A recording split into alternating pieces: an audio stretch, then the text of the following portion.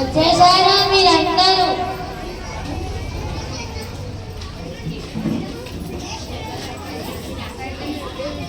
వచ్చేసారా మీరందరూ? కలవాలనుకుంటున్నారా మీరు నాతో పాటు నా మిత్రులందరినీ? ఇదిగోండి నా మొదటి మిత్రుడు వాట్సాప్. నా పేరు వాట్సాప్. ఈ ప్రపంచం మొత్తం నా బందీ అయిపోయింది. పిల్లలు, పెద్దలు, యువతీ యువకులు, వృద్ధులు ఇలా అందరూ నాకు దాసోహం అయిపోయారు. ఇదిగోండి నా రెండవ మిత్రుడు గూగుల్. నా పేరు గూగుల్. ఈ లోకంలో ప్రతిదీ నాకు తెలుసు. ఏదైతే మీరు కనుక్కోలేరో అది ఏదైనా సరే క్షణంలో మీ ముందుంచుతా. ఈ లోకంలో నాకు తెలియనిదంటూ ఏదీ లేదు.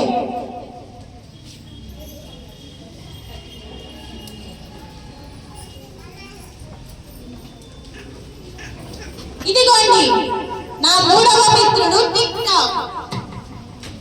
నా పేరు టిక్ టాక్. ఈ ప్రపంచంలో నాకన్నా గొప్పది ఏదీ లేదు.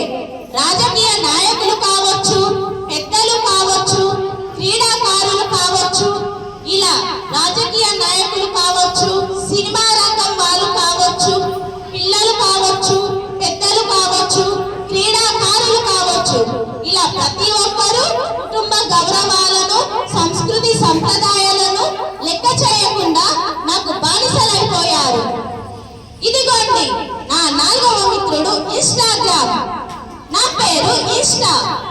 పిల్లలు, పెద్దలు, వృద్ధులు, మీరు మీరు ఇలా ప్రతి ఒక్కరూ మీ సమయాన్ని, కాలాన్ని, పనులన్నీ వృధా చేసుకుంటూ నా మాయలో పడిపోయారు. నేనెవరో మీకు తెలిసే ఉంటుంది కదా, అదే నా పేరు ఫేస్బుక్. నాతోనే ఈ సాంఘిక ప్రసార మాధ్యమాలన్నీ వచ్చాయి. వీటన్నిటి వల్ల మీరు నా చక్ర వ్యూహంలో పడిపోయి మీరు మీ జీవితంలోని ప్రాముఖ్యమైన కుటుంబ సమయాన్ని, కుటుంబ సంస్కృతి సంప్రదాయాలను విడిచి నాలో లీనమైపోయారు. వేచి చూడండి, త్వరలోనే మీరందరూ నా తోలుబొమ్మలైపోతారు. ఆ రోజు ఎంతో దూరంలో లేదు. పదండి చూద్దాం మన ప్రపంచం ఎలా మారిపోతుందో.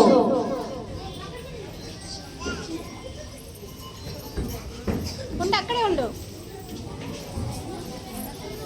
అమ్మా అమ్మా, నాకు రేపు పరీక్ష ఉంది. నాకు ఈ సబ్జెక్ట్ అర్థం కావట్లేదమ్మా, నాకు సహాయం చెయ్యమ్మా. ఎందుకమ్మా, మీ టీచర్ ఏమీ నేర్పించలేదా? టీచర్ చెప్పారమ్మా, కానీ నేను మర్చిపోయాను. అమ్మా ఇప్పుడు నేను చాలా బిజీగా ఉన్నాను. వెళ్ళి మీ నాన్నగారిని అడుగు.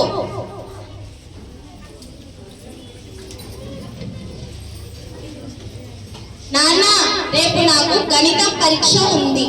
దాంట్లో నాకు చాలా అనుమానాలు ఉన్నాయి. దయచేసి నన్ను క్షమించండి, చదివించండి నాన్న. అమ్మా, నేను ఇప్పుడు ఆఫీస్కి వెళ్తున్నాను. నాకు చాలా పని ఉంది, వచ్చాక చదివిస్తాను. సరేనా?